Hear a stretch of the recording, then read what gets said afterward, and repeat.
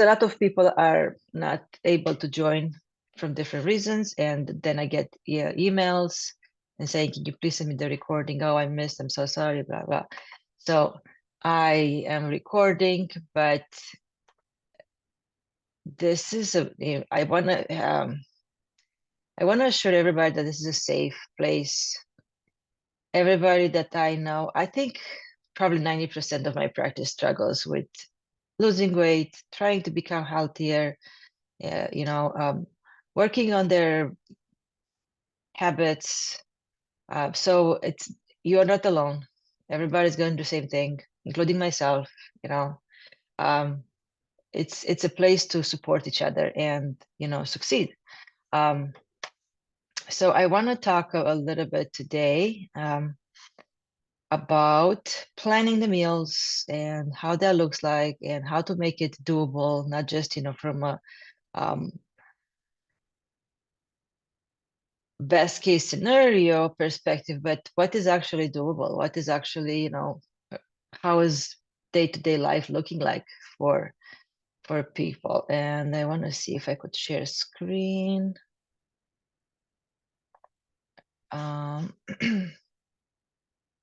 So first of all, I would like to understand a little bit how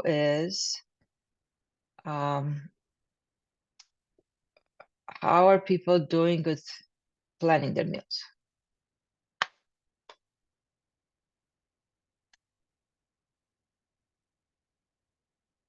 Can you post in the chat, or you could come in and you could come in and unmute yourself and tell us how you're doing with planning the meals.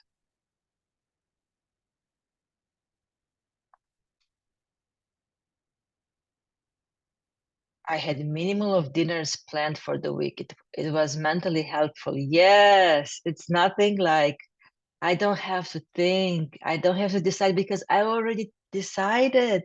It's kind of like somebody took it already did it for me and was your the same you did that for yourself a day before or 12 hours earlier and was so helpful and I found that when I'm planning it's kind of like somebody else doing the work for me. It feels like so relieving. Okay, Jamie did the 1 2 days plan. Excellent. Okay. And all right. Okay. I wrote it on a white grease board. This is such a great idea to have like a magnet.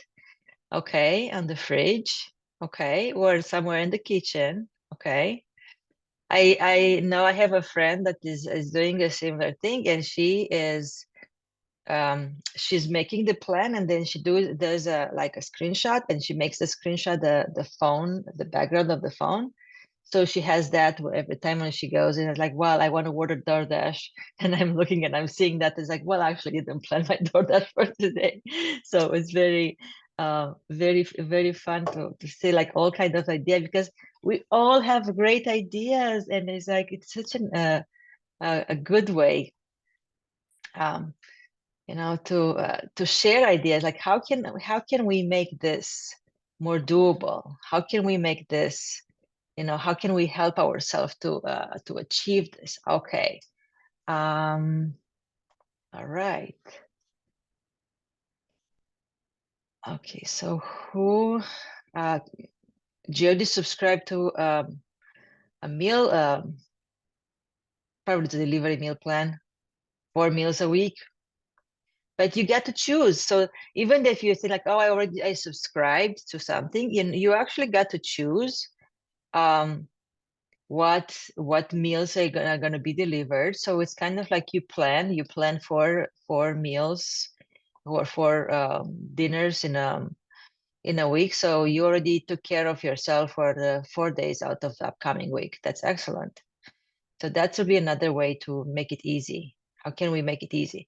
Okay, so um, I kind of like did a short version of like how I'm planning my meals, and I'm actually I plan to do this in a document PDF, and I will email it to people, so everybody could actually print and do it at home, or you could do it on your regular journal. You don't have to do it in,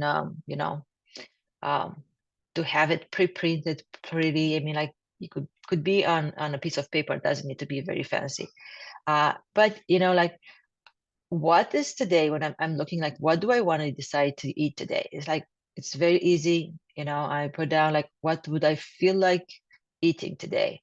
So if I will be to write down like what today is my plan, is like, okay, probably it's Saturday. So Saturdays we like Saturday we like making, pancakes in the morning.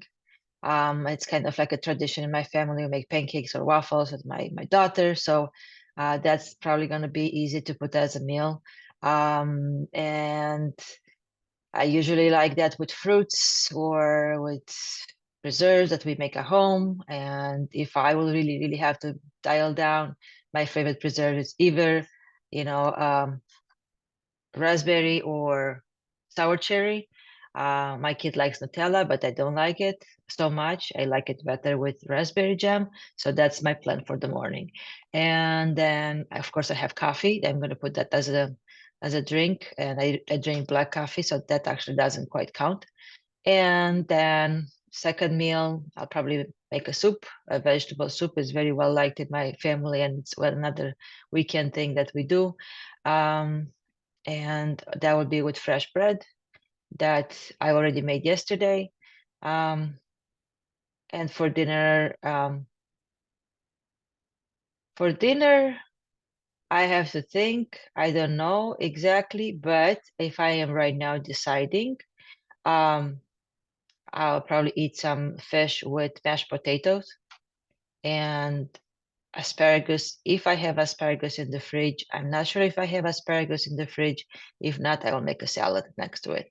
So I'm done. Took me 2 minutes to decide, and it's doable. And snacks, I know I have some dark chocolate in my house, and I will have a piece of dark chocolate. And I like fruits. I will have a couple apples. Drinks, I don't do more than coffee and water usually. I don't like sugary drinks. So I'm done with the plan. So then I'm looking like, how reasonable is this for today?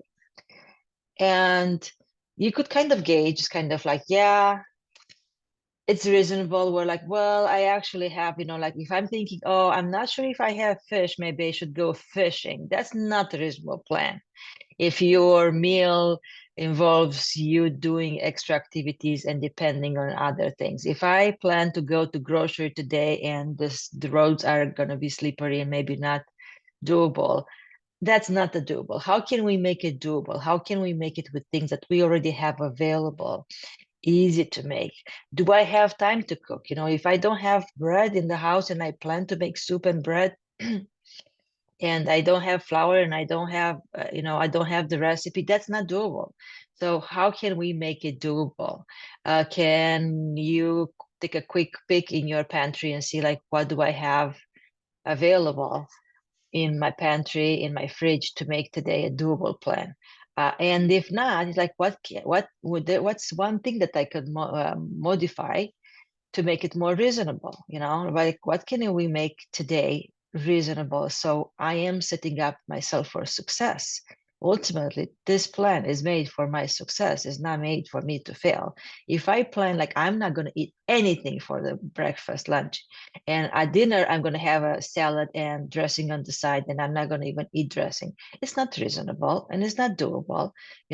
Or you have a birthday, and one of your best friends' birthday is today, and you're going to be there from 5 to 6, and you are planning to have a salad when it's going to be a barbecue party. Like, why would you do this to yourself? This is not setting yourself for your success. It's going to create frustration. You are more likely to give up and not try to follow your plan. Make it doable. Make it in such a way that it's sustainable and you could actually achieve success at the end of the day. And If today you have that birthday and you know there's going to be a birthday cake, plan that birthday cake. Put a slice of birthday cake on your meal, okay? Meal plan, and then you could construct the other ones, the other meals in such a way that it's making a doable and sustainable plan. If you don't plan it, it's going to be a reason for you to be resentful, to be resisting, to be, nervous, upset, frustrated, and those are not actually in emotions that are going to help you, have a doable long-term goal. So if I'm thinking like what may derail my plans, well, first of all, if I don't have the things to make the meals, or I realize that I'm out of, potatoes. My potatoes are not, like what can I swap? Okay, and I could swap to something. I could make pasta, or I could make vegetables on the side, or I could make corn. And like, what else can I make to actually support my plan? All right, what other things? Like, well, somebody suddenly invites me for dinner. Um, how did that? How can I fix this? How can I work? What solution do I have for it? If somebody invites me for dinner and I really want to go for dinner, if somebody invites me, like let's say, um, well, what do I plan for meal 3? Well, I plan to have, fish and mashed potato. Well, I could probably, if I'm going out, I could probably order something similar, Let's say they don't have fish, or the fish they have, I don't like it. I could swap to chickens, or I could have like a veggie burger, and what can I make it in such a way to have an alternative option for and still be similar with what my plan initially looked like. So it doesn't need to be rigid, doesn't need to be set in stone, doesn't need to be like, well, if it's not my mom's cooking, I'm not gonna eat it. It's like I failed. Don't set yourself up for failure, set yourself up for success. And what else can I do to support myself today to stand on plan? What can I do today to plan for tomorrow? Okay. If I know that tomorrow, I'm going to groceries, maybe I could plan for tomorrow, plan earlier. And maybe I could even kind of like make a mental list for what I will consider as being a good food, or, something that I will enjoy eating next week. And talking about good food is defined by what I want and what I like. It's not what the doctor says. So right now I don't have the doctor hat. It's not what the newest diet fad and TV says. It's about what I think is the food good for my body. What is going to be that food that is going to nourish, fill my body, and feel good in my, plate, look good in my plate, feel good in my mouth, feel good in my stomach, feel good tomorrow in my body, in such a way that is supporting my life journey.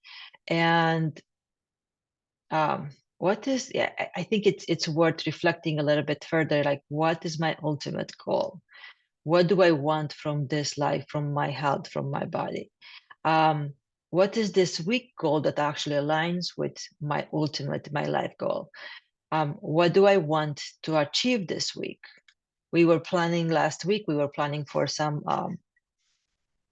we're planning for like a certain amount of weight loss and a certain amount of achievements from fitness perspective. How is today's plan aligning with my ultimate goal? And if it's not aligning, maybe it's time for me to go back and reassess a little bit and say like, how can I make it doable?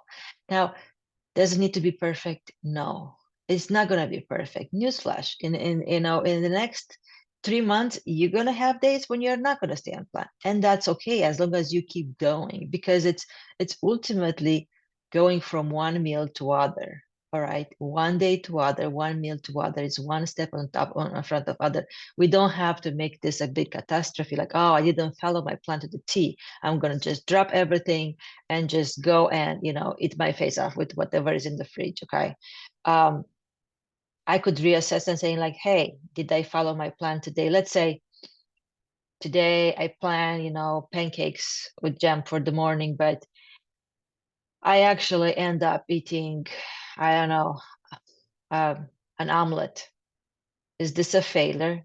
Should I consider myself like I failed the plan? I should just like screw everything and just gonna not follow anything.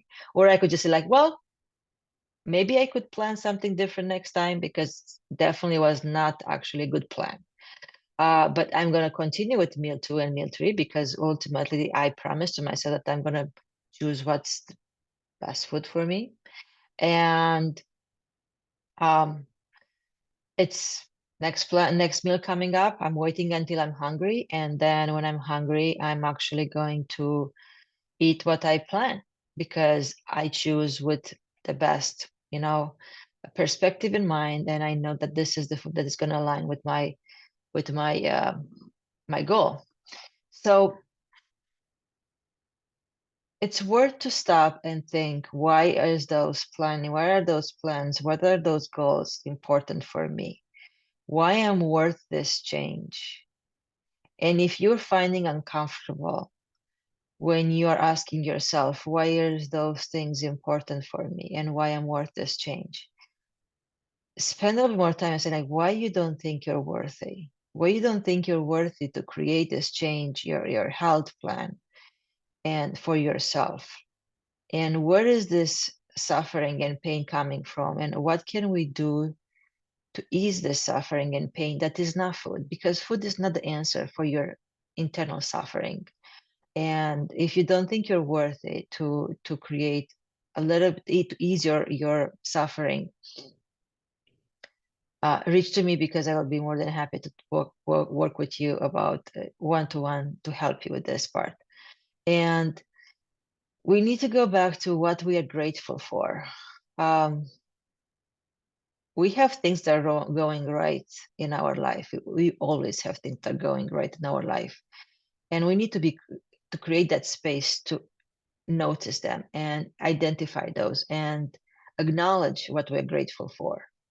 I'm grateful I have a warm house. I'm grateful I have a fridge that has food in it for to support my today's plan. I'm grateful that is peace and I don't have to run away from war.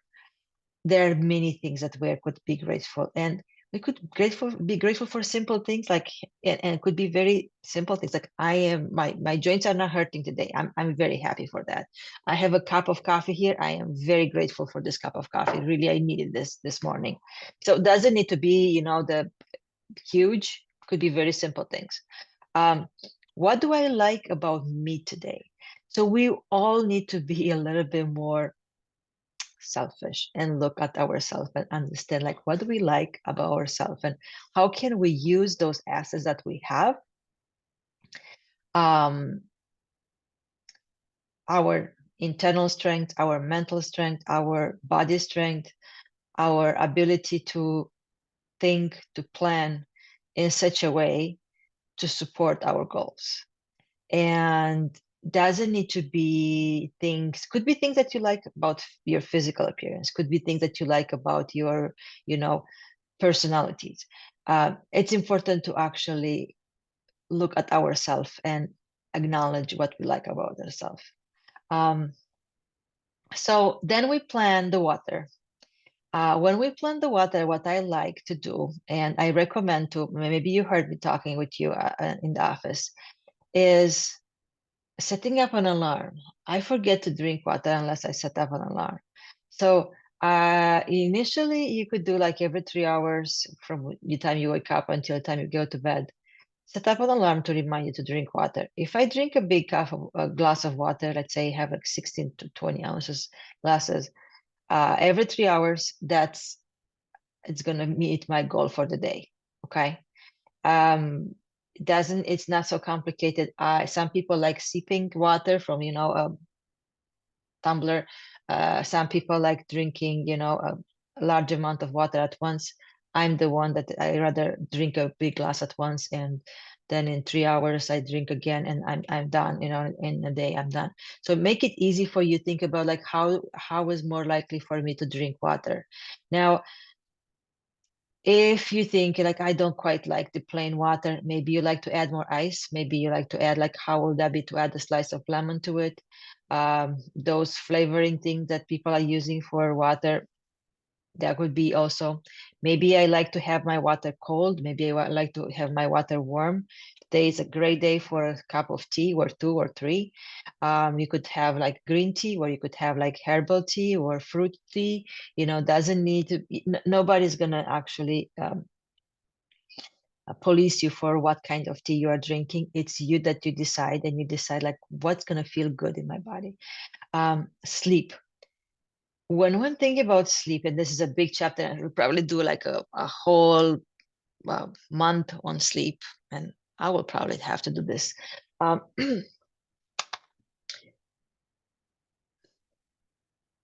You don't plan the sleep when you go to sleep. You plan the sleep early in the morning.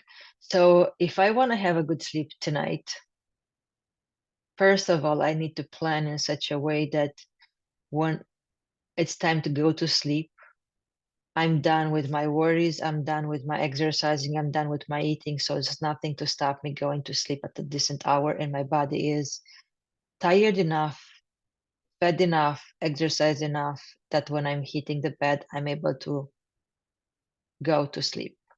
So you need to construct your day in such a way that is conducive for a good sleep at night. If you are drinking a lot of coffee in the afternoon, you are not setting up yourself for sleep.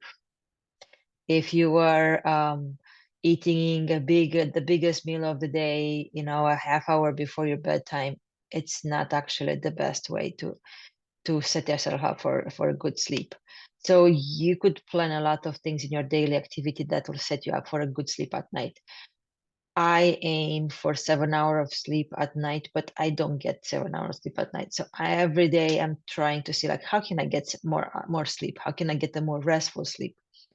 Maybe opening the window, half hour before going to bed, and making the room cooler and air fresher. That's the best way for some people to set themselves up for success, to sleep enough. If we don't sleep enough, and I said this last time, your body is secreting a hormone named cortisol that is going to make you more hungry, and that is going to make you more angry, and you are going to gain weight if you are not sleeping enough, or you are not going to lose weight if you are not sleeping enough. So sleep is very, very important, but those are like the basics. How I'm doing, like planning the food. Did I plan the food today? Yes. Did I wait for physical hunger, and did I stop at enough? That's something that I have to reassess after each meal.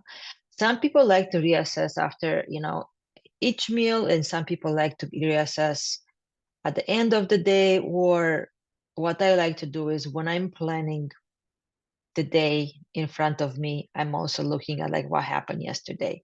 I give myself, 20 minutes to go through this and saying like, okay, what I'm going to plan my food, what I'm going to think about myself today, what I'm going to be grateful for today. I'm going to revisit my goals and my whys, and reassess like, what did I do right yesterday? What went well yesterday? And how can I set up myself for success, further thinking about what yesterday happened? So if I notice that, well, yesterday I didn't quite plan properly my meals, maybe, and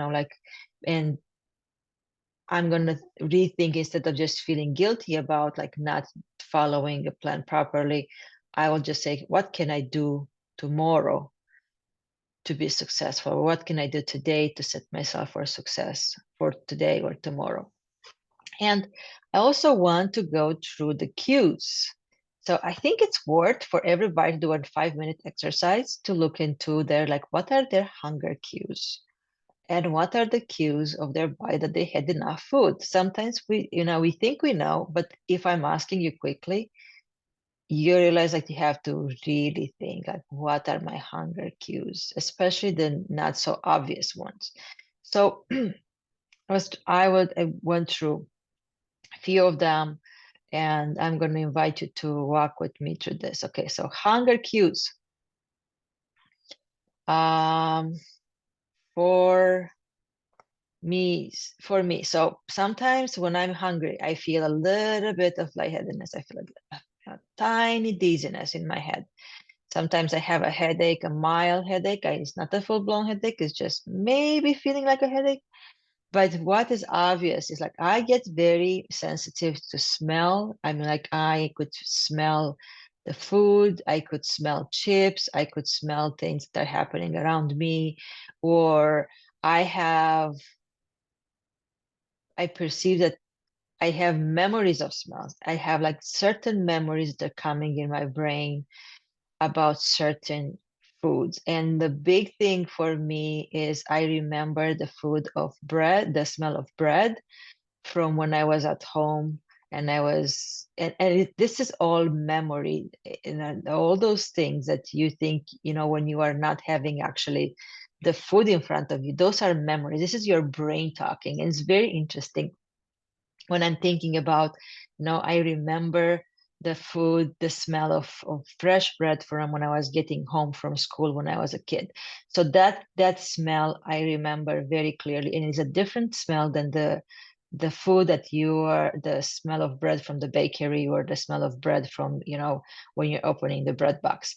So, and it's very interesting because that for me actually means that I am getting hungry. Of course, you have the stomach growling. You could hear the stomach working, or you could feel a little bit of cramping.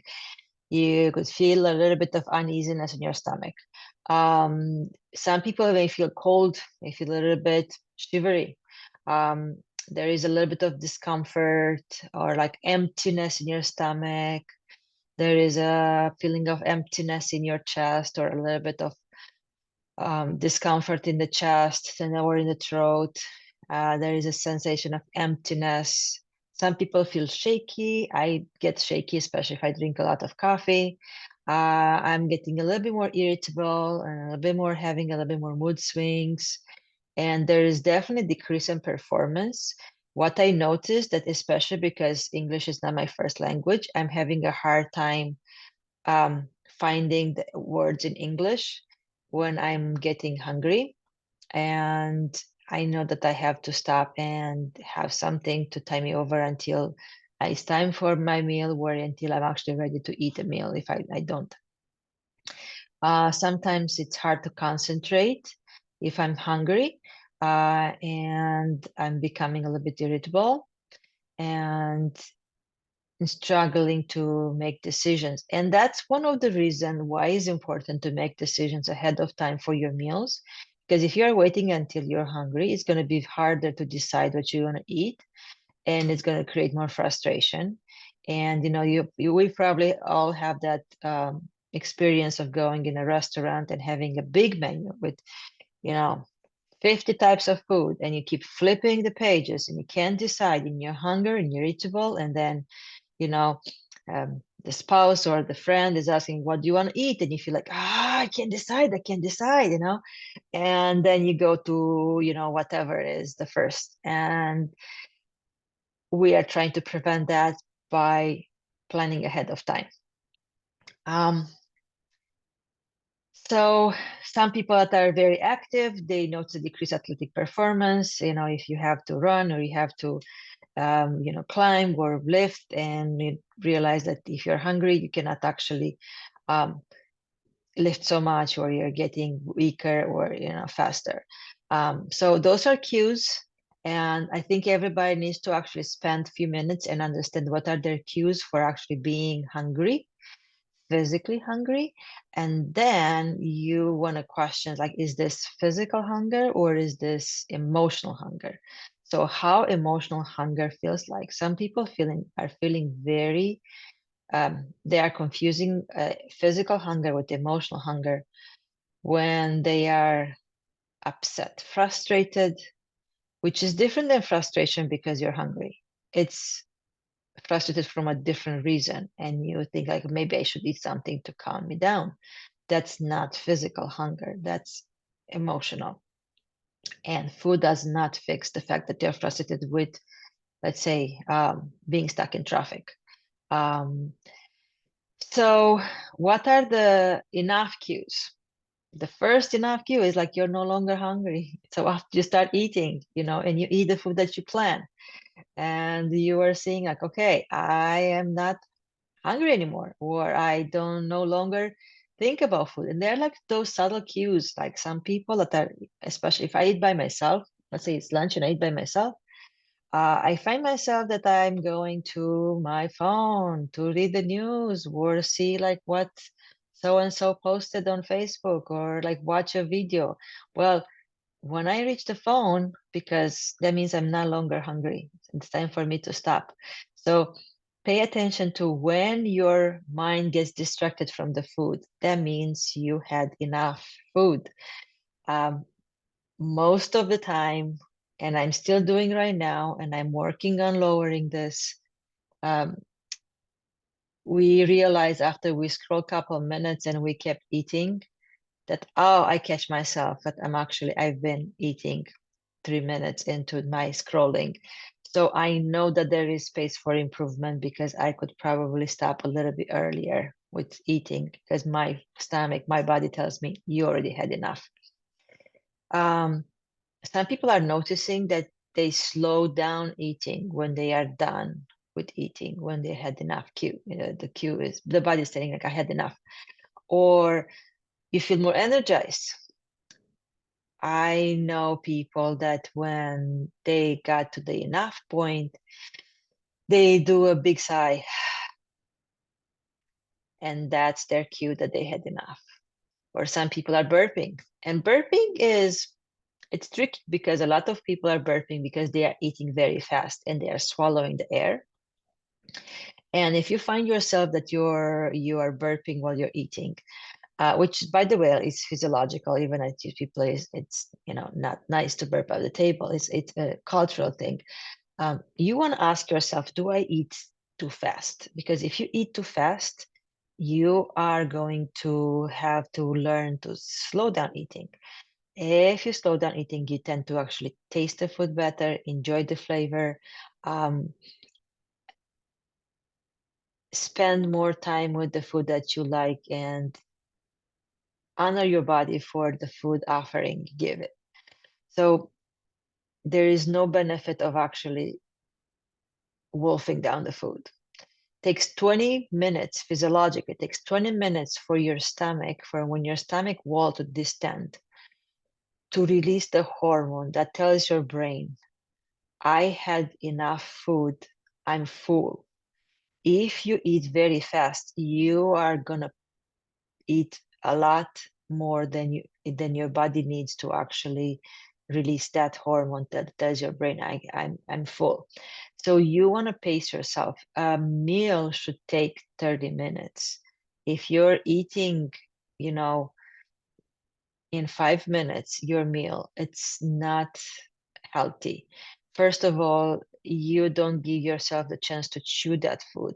Digestion starts in the mouth. When you are chewing the food, we are not only mincing down, do the mechanical preparation, but also we use the saliva that has enzymes that are start breaking down the food. We use the saliva to mix with the food, and the digestion starts in your mouth. Uh, a lot of If you are spending 5 minutes, like few seconds, and chew the bite. Let's say take a bite of bread and chew it. You will probably notice that the taste is changing in your mouth, and this is due to the enzymes which are part of the saliva that are released by your salivary glands. So you are mixing the saliva with your food, and that starts the digestion. And we know that carbohydrates like bread, they are starting breaking down with the enzymes in your mouth, and that food taste is changing if you're actually chewing it. So experts are saying that you have to chew the food 30 times before swallowing it. I think it's important to actually try to pay attention and understand, like, how is the food changing the taste, and do I like the way the taste is changing when I chew the food, and spend enough time to actually mix the food with the saliva in my mouth. Um, so there is more to eating than just shovel food in your mouth and swallow it. And it's worth exploring, how is my body actually helping me savor this food. and understand, better what I like and what I don't like from my food. Some people notice that they have a sensation of warmth in the stomach and the stomach fullness. I think when you feel the fullness in your stomach, you have to question if you didn't eat too much. Definitely fullness just enough feels different than overeating when it's like, oh my God, I ate too much, my stomach hurts. You should not hurt. Their stomach should not hurt afterward. You should not be uncomfortable after you're done eating.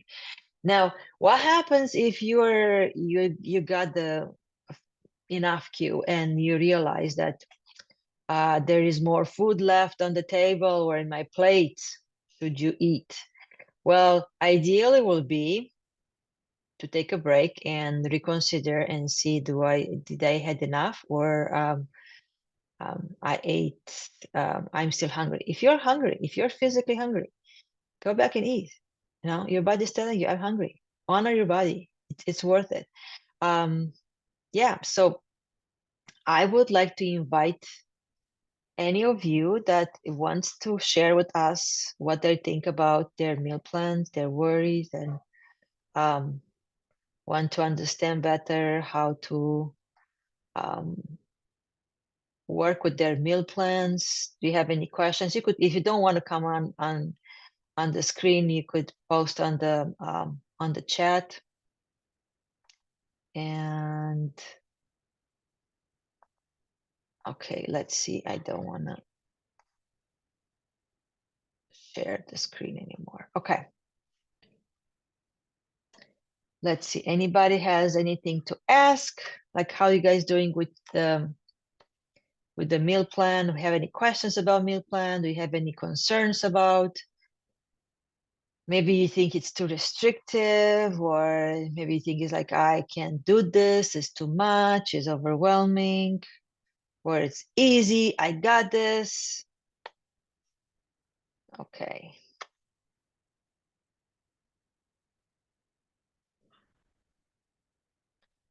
Let's see. Okay. My problem is eating after 8 o'clock. I feel I need salt and to chew so the chips come out. How can I overcome this? So one way is to plan. You know that you are so this is just a problem. Let's find the solution to the problem.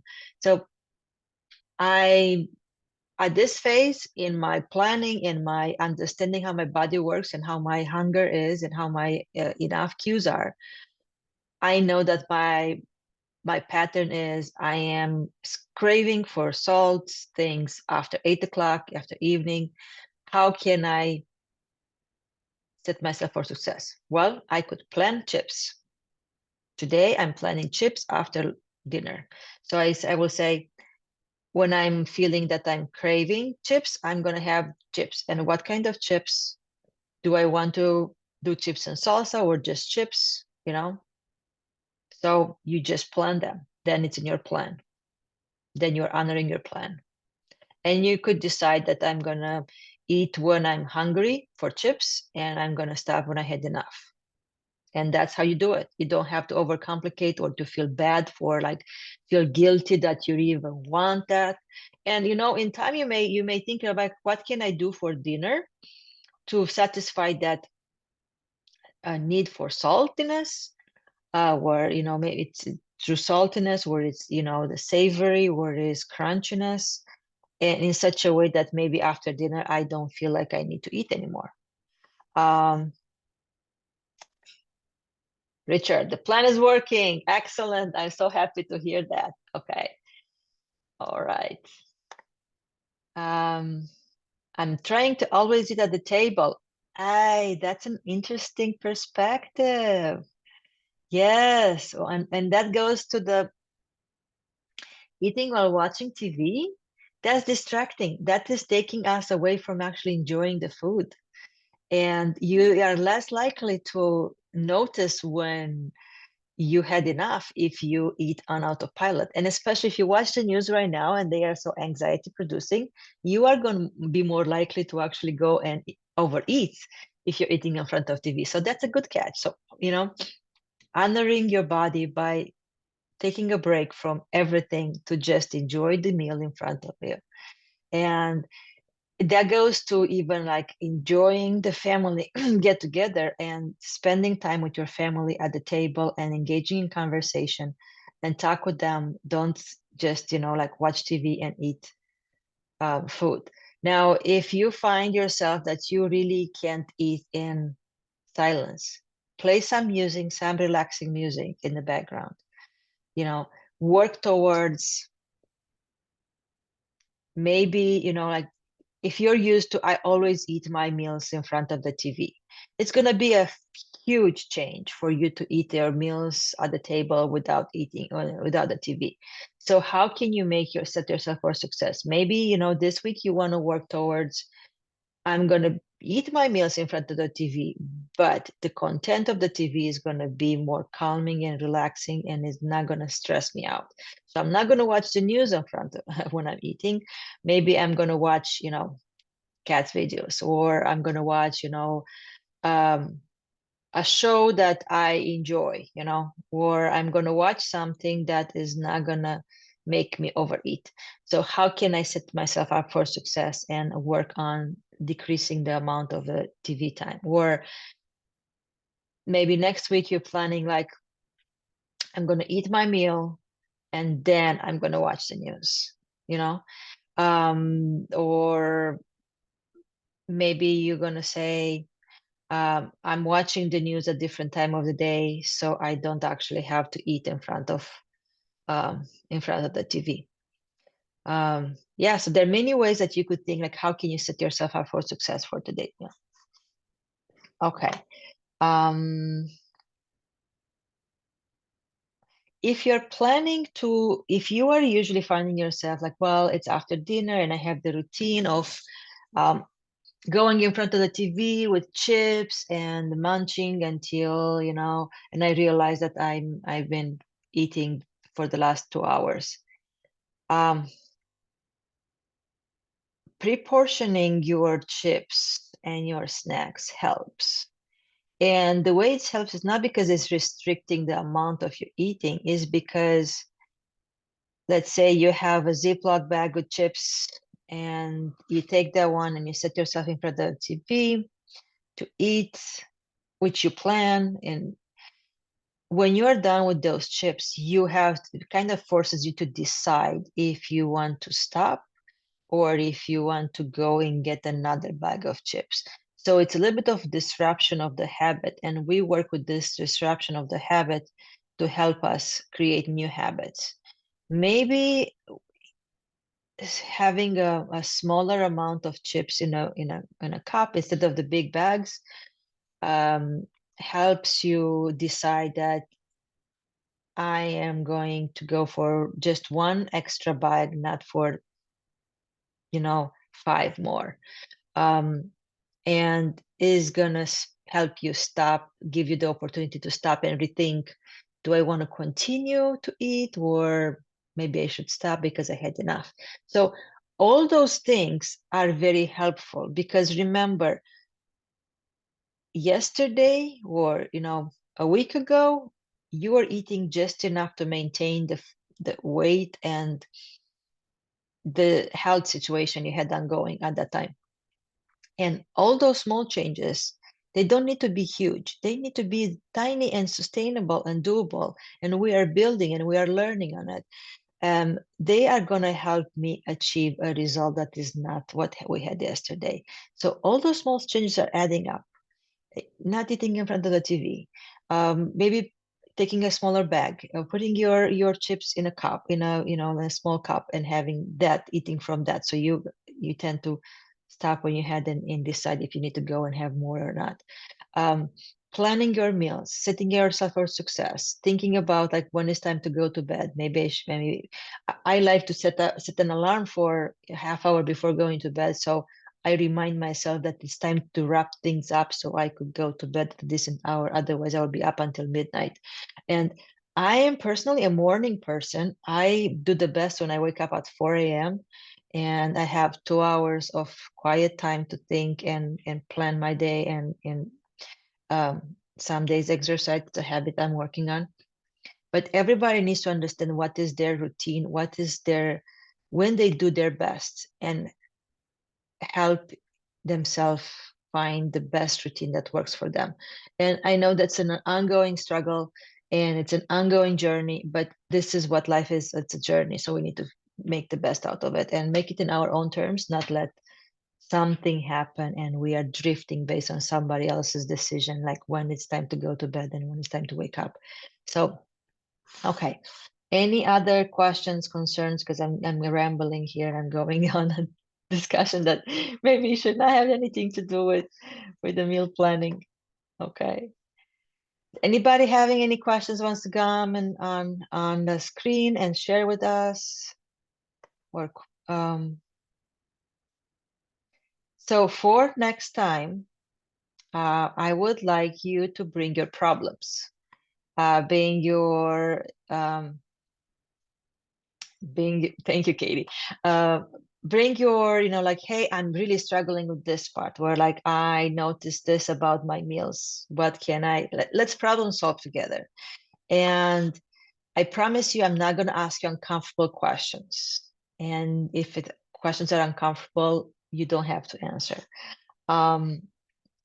I think we could learn a lot by talking about this. And I'm very sure that no matter what your gender is, and no matter what your age is, and no matter what medical problems you may have or not, additional worry or your life situation is, our problem ultimately are similar. We all want to feel good in our body. We all want to, prevent unnecessary suffering. We all want to be more active and more alive. So we have a similar goal, and we could learn from, I definitely am going to use that trick about, writing the plan on a magnet in the fridge. That's a great plan. And that actually is going to help my family understand what my plan is for the day. So nobody will be allowed to change their mind on me.